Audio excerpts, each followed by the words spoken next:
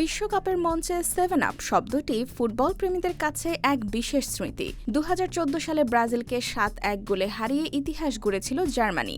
এক যুগ পর সেই জার্মানরাই আবারও 7-1 গোলের বড় জয় তুলে নিল। এবার প্রতিপক্ষ কুরাসাও।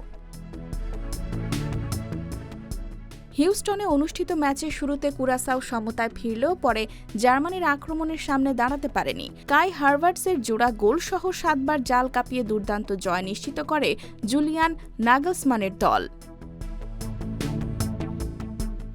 এই জয়ের মধ্য দিয়ে বিশ্বকাপ ইতিহাসে সবচেয়ে বেশি গোল করার নতুন রেকর্ডও গড়েছে জার্মানি। তাদের মোট গোল সংখ্যা এখন 339, যা ব্রাজিলের 338 গোলকে ছাড়িয়ে গেছে। তালিকায় আর্জেন্টিনা, ফ্রান্স ও ইতালি যথাক্রমে তৃতীয়, চতুর্থ ও পঞ্চম স্থানে রয়েছে। 2022 বিশ্বকাপে হতাশাজনক বিদায়ের পর নতুন উদ্যমে ফিরেছে জার্মানি। তরুণ কোচ জুলিয়ান নাগলসমানের অধীনে দলটি এবার শিরোপার অন্যতম দাবিদার হিসেবে নিজেদের প্রতিষ্ঠিত করেছে। IBTV USA, new York.